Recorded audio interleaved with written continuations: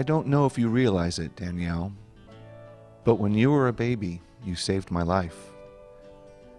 When you were born in 1996, I had already moved to the woods of Guerneville to die.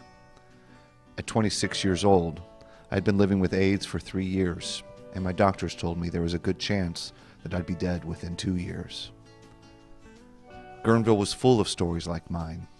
Hundreds of gay men had moved from the Bay Area in the worst years of the AIDS epidemic to the serenity of the Redwoods and the Russian River to live out their last days. But what was different about me and my story was you.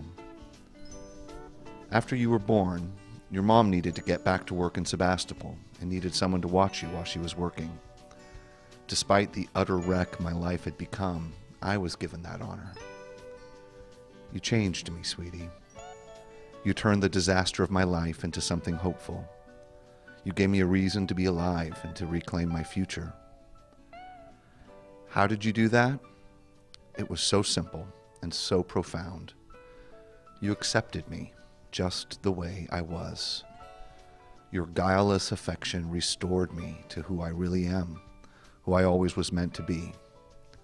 I felt loved and whole for the first time since I was diagnosed. Bit by bit, my soul knit itself back together. New medicines were introduced the same year you were born that turned the course of the entire epidemic around and gave hope to all of us who were living with HIV that we could have our futures back. 20 years later, I've reclaimed my life and I've devoted it to helping other people. Thanks to you, I'm capable of loving myself, and so I can also love others. You've had your own struggles, my sweet. That's your own story to tell. But I want you to understand what you taught me so well back when you were a little baby. You're perfect exactly the way you are.